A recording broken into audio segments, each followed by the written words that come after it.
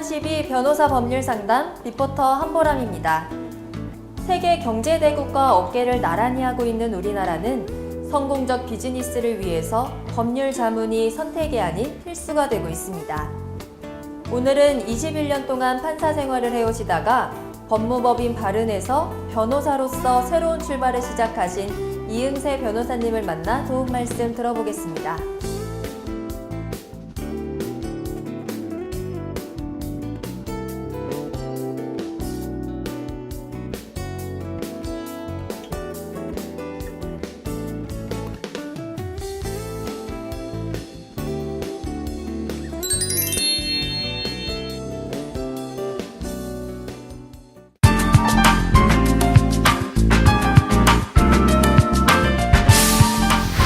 법무법인 바른의 이응세 변호사님 모셨습니다. 변호사님 반갑습니다. 네, 반갑습니다.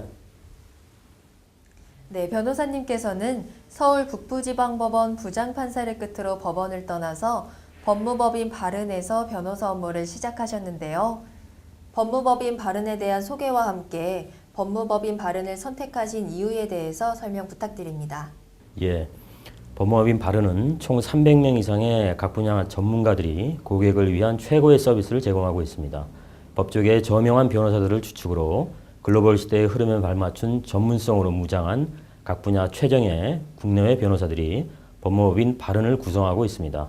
바른의 분쟁 해결 및 소송 서비스는 국내 최고를 자랑하며 송무팀의 구성원 변호사들은 대부분 법원과 검찰 재직 시 실력과 윤리성으로 존경을 받았던 전직 판사 및 검사로 구성되어 있습니다. 그와 함께 바른의 기업법, 공정거래법, 조세법 변호사들은 인수합병, 사모펀드, 벤처캐피털, 합작투자, 부동산 및 개발, 일반 기업법무, 기반시설 투자 및 노동관계, 보험, 공정거래 등과 관련해서 폭넓고 깊이 있는 법률 자문을 제공해 드립니다. 또한 국내를 넘어서 해외 굴지의 기업, 금융, 펀드기관 및 해외 정부기관까지 고객으로 모시고 있습니다. 복잡한 법리적 문제 해결뿐만 아니라 국내에서의 전략적 확장을 위한 서비스를 망라한 다양한 법률 서비스를 통해서 해외의 고객을 맞이합니다. 제가 바른을 선택한 이유는 사무소 개설 이래로 외적으로 괄목할 만한 성장을 이룬 것뿐만 아니라 내적으로도 다양한 분야에 대한 전문성과 경험, 노하우를 축적한 법률 전문가들이 모여서 개인과 기업 고객에게 충분한 법률적 조력과 체계적인 법률적 자문을 제공하고 있기 때문입니다. 네, 변호사님께서는 서울의정부지법을 비롯해서 수원지법, 그리고 서울고법, 서울중앙지법 등에서 판사로 일하시면서 다양한 사건과 당사자들, 그리고 변호사들을 만나셨을 텐데요. 이제 변호사로서 새롭게 시작하시면서 변호사로서의 계획과 또 변호사님만의 차별화된 강점이 있으시다면 한 말씀 부탁드립니다. 예, 저는 변호사로서 제가 하고 싶은 일 또는 할 수 있는 일을 소송사건 전반에 대해서 먼저 말씀드리겠습니다. 의뢰인을 위해서 송무에 임하는 변호사에게는 세 가지 중요한 능력이 필요합니다. 첫째는 의뢰인과의 커뮤니케이션 능력입니다. 제가 판사로서 재판을 할 때 보면 변호사가 당사자와 호흡이 맞지 않아서 엇박자를 보이는 경우가 가끔 있습니다. 이는 변호사가 의뢰인과 충분한 커뮤니케이션을 하지 못하였기 때문에 발생하는 현상입니다. 변호사와 의뢰인은 서로 충분한 커뮤니케이션을 통해서 신뢰를 쌓고 변호사는 의뢰인이 처한 객관적 상황과 주관적 심정을 충분히 이해할 수 있어야 합니다. 저는 법원에서 재판을 할 때도 재판받는 사람들과의 소통을 위해서 많이 노력을 했습니다. 재작년 서울지방변호사회에서 선정한 10명의 유수법관에 선정된 것도 이런 노력이 반영된 것이 아닌가 감히 생각해 봅니다. 둘째는 사건의 핵심을 찾아내는 능력입니다. 사건의 핵심과 관계없는 사소한 내용에 에너지를 쏟다가 정작 핵심을 놓치는 사례를 재판하면서 많이 보아왔습니다. 사건의 핵심을 파악하는 능력은 오랜 재판 경험에서 나오는 것입니다. 다양한 사건마다 재판에서 어떤 부분이 가장 중요하고 또 집중해야 할 부분인지는 재판을 직접 오랫동안 해본 사람만이 가질 수 있는 그런 능력입니다. 셋째로는 재판부와의 커뮤니케이션입니다. 이것이 재판부와 사적인 교류를 한다는 그런 의미는 아닙니다. 변호사는 서면, 법정에서의 구술변론, 증거신청 등 여러 가지 방법을 통해서 재판부와 커뮤니케이션을 해야 합니다. 항상 어떤 방법이 의뢰인과 변호인의 주장이나 법률적 견해를 설득력 있고 유효적절하게 전달할 수 있는지 고민하고 또 찾아야 합니다. 이런 지금까지 말씀드린 세 가지 측면에서 저는 21년간의 판사 생활의 경험을 통해서 나름대로 강점이 있다고 자부하고 여기에 변호사로서의 시각을 더해서 의뢰인에게 가장 도움을 주는 변호사가 되려고 노력하겠습니다. 네, 그렇다면 다양한 전문 분야에서 도움을 구하는 의뢰인들에게 변호사님께서는 어떤 서비스를 제공할 계획이신가요? 저는 판사로 근무하면서 다양한 분야의 사건을 다루었고 그와 함께 다양한 전문 분야에서 연구와 활동을 하였습니다. 먼저 기업법은 민사소송의 중요한 부분으로서 수시로 관련 사건을 처리하고 연구했기 때문에 더 강조할 필요가 없습니다. 그 외에 저는 지적재산권법에 오래전부터 관심을 가지고 대학원에서 심도 있게 연구를 함과 동시에 법원의 지적재산권법 연구회에서 10년 넘게 활동하면서 같은 분야의 판사들과 논의와 교류를 해왔습니다. 또 대법원에 설치된 지적재산권법에 관한 국제규범연구반에서도 활동을 하였습니다.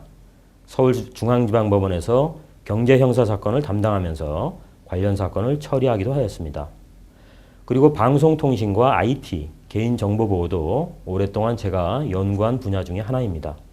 그 분야의 법률 전문가들이 모두 모여있는 한국정보법학회에서 10년 가까이 활동을 하였습니다. 그리고 저는 사법연수원 교수 시절부터 5년간 개인정보 보호에 대해서 강의도 하였습니다. 오래전부터 쓰고 있는 제 개인 이메일 주소는 영문 디지털과 제 이름 이니셜 LES를 합한 디지털 ES입니다. 이런 이름을 만들어낸 이유도 제가 IT에 대해서 오래전부터 관심을 가지고 있었기 때문입니다.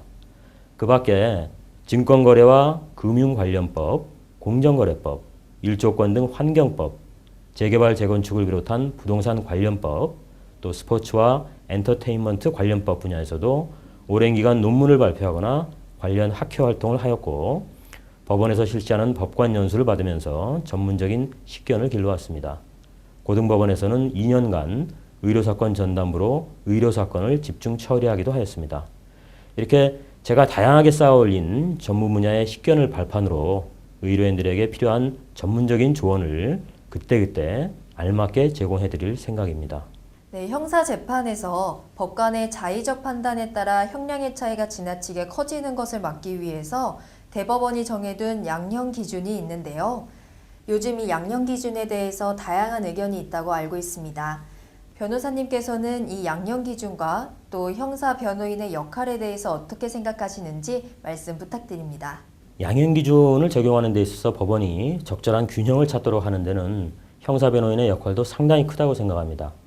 양형 요소라는 것은 정말 다양하고 어떤 사건에서 어떤 양형 요소가 의미 있는지에 대해서 다양한 시각들이 존재합니다. 한 사건에서도 피고인 측에서 중요하다고 생각하는 양형 요소와 법원이 중요시하는 양형 요소는 서로 일치하지 않을 수 있습니다. 따라서 형사 변호인은 사건의 양형 요소를 제대로 찾아내서 변론하고 때로는 양형 기준에 얽매이지 않는 양형이 그 사건에서 가장 적절한 양형임을 재판부에게 잘 설득해야 합니다. 변호인은 피고인에게서 일반적이고 추상적인 것이 아니라 특유하고 구체적이고 유리한 양형 요소를 잘 찾아서 변론에 충분하게 담아야 합니다. 일반인들은 형사 변호인들의 역할이 법정에서 재판부에게 그저 선처를 구하는 정도로만 생각을 하고 그에 받는 변호인을 찾을지 모르겠지만은 형사 변호인의 업무는 무죄 변론이 아닌 양형 변론만을 할 때조차도 일반인이 생각하는 것보다 훨씬 정치한 작업을 거쳐야 합니다. 따라서 개개의 사건에서 양형의 핵심을 파악할 수 있는 오랜 경험과 합리적인 사고방식, 설득력 있는 변론 능력이 필요한 것입니다. 네, 변호사님께서는 지적재산권에 대해서 전문적으로 다루실 계획이라고 하셨는데요. 지적재산권은 무엇이며 일반인들이 지적재산권을 침해하지 않기 위해서 꼭 알아야 할 점이나 주의할 점은 무엇인가요? 예, 지적재산권은 특허, 상표, 디자인 등의 산업재산권과 문학, 음악, 미술작품 등에 관한 저작권의 총칭입니다. 지적 소유권이라고도 하는데요. 오늘날과 같이 정보의 유통이 급속하게 이루어지고 있는 시대에는 어떤 국가가 상당한 시간과 인력 및 비용을 투입해서 얻은 각종 정보와 기술 문화가 쉽게 타국으로 흘러들어가기 마련이어서 선진국들은 이를 보호하기 위한 조치를 강화하고 있습니다. 한미 FTA로 인해서 우리나라에서 지적재산권이 강화됩니다. 가수와 연주자의 실현과 음반 등 저작 인접권 보호기간이 저작자 사후 또는 창작 이후 50년에서 70년으로 연장됩니다. 저작권 보호기간은 법 개정을 통해서 2년의 유예기간은 있지만 저작자 사후 50년에서 70년으로 이미 연장되었습니다. 출판사들은 미국에서 발간된 출판물을 번역 출간하거나 사진 등을 게재할 때 저작권료와 함께 저작 인접권료까지 추가로 지불해야 하는 경우도 생길 수 있습니다. 상표권에 대해서 보면 냄새 또는 소리로만 구성된 상표도 상표권이 인정되고 상표권의 전용 사용권을 위해서 등록을 의무화했던 내용은 이번 FTA 협정에서 폐지되었습니다. 그리고 특허 심사 출원 후 4년 또는 심사 청구 후 3년을 초과해서 불합리하게 절차가 지연되면 그 초과된 기간만큼 특허 기간이 연장되는 내용도 포함되었습니다. 그와 함께 요즘에는 부정경쟁 방지법과 거기에 포함되어 있는 영업비밀 보호에 관련된 분쟁이 자주 발생하고 있습니다. 기업을 운영하는 사람들은 물론이고 일반 개인들조차도 이러한 지적재산권법의 동향들을 잘 파악하고 대비해야 예측하지 못한 낭패를 피할 수가 있는 것입니다. 최근 우리나라의 IT와 미디어 관련 분쟁이 늘어나고 있는 추세인데요. IT와 관련한 어떠한 분쟁들이 있는지 설명 부탁드립니다. 예, 우리나라는 이미 아시다시피 IT 분야에서 세계의 선두주자입니다. 그래서 많은 국내외 IT 기업들이 국내 시장을 새로운 차세대 기술의 향방을 가늠하게 해주는 일종의 테스트 연구소로 만들고 있습니다. 국내 시장은 테크놀로지 서비스 및 애플리케이션 분야뿐만 아니라 관련 법규에 있어서도 새로운 선례를 계속 만들어 나가고 있습니다. 방송, 미디어, 통신사와 관련된 법적 환경은 끊임없이 새로운 규정을 만들어내고 있고 이러한 규정들은 세계 어느 나라보다 발빠르게 변화하고 있습니다. 업계와 법령의 빠른 변화에 맞춰서 저는 방송 통신 분야에서 개인이나 기업들이 사업을 원활하게 운영하고 방송통신위원회 등 규제기관과의 업무 처리를 잘 할 수 있도록 자문을 합니다. 또한 전자상거래와 관련해서 등록 및 공시 의무, 개인정보 보호, 소비자 보호, 저작권, 상표권 및 도메인 이름 관련 분쟁도 담당합니다. IT 관련 고객을 위한 기업 인수 합병, 지적재산권, 벤처캐피탈 분야에 있어서도 법무법인 바른내의 각 분야 전문가들과 협의해서 그에 맞는 적절한 자문을 제공합니다. 네, 끝으로 앞으로의 자세와 포부에 대해서 간단하게 한 말씀 부탁드립니다. 예, 제가 판사로 재직하는 시절에는 판사로서의 긍지와 자부심을 가지고 살았습니다. 이제 변호사로서 새로운 출발을 하면서 보람과 즐거움이 더 클 것으로 기대하고 있습니다. 많은 사람들이 분쟁에 처한 상황에서 적절한 도움을 받지 못해서 고통을 받고 있는 것으로 알고 있습니다. 이러한 사람들이 손쉽게 법률의 도움을 받을 수 있도록 노력하겠습니다. 그리고 제가 판사로 재직할 때는 중간적인 판단자의 업무를 수행을 해왔습니다. 이에 비해서 변호사는 중간적인 판단을 할 수 있는 위치는 아니지만 분쟁이 발생하거나 발생할 수 있는 현장에서 직접 의뢰인들과 만나 의뢰인들에게 해결책을 제시하는 역할을 하게 됩니다. 분쟁은 질병과 같아서 발생한 뒤에 해결하는 것보다 발생하기 전에 예방하는 게 가장 상책입니다. 그런 의미에서 저는 의뢰인들이 분쟁에 휘말리지 않도록 사전에 적절한 법률적 조언을 함으로써 우리 사회가 소모적인 송사의 에너지를 낭비하지 않고 더욱 발전적인 방면에 힘을 집중할 수 있도록 제 조그만 힘을 보태고 싶습니다. 네, 오늘 도움 말씀 감사합니다. 네, 감사합니다.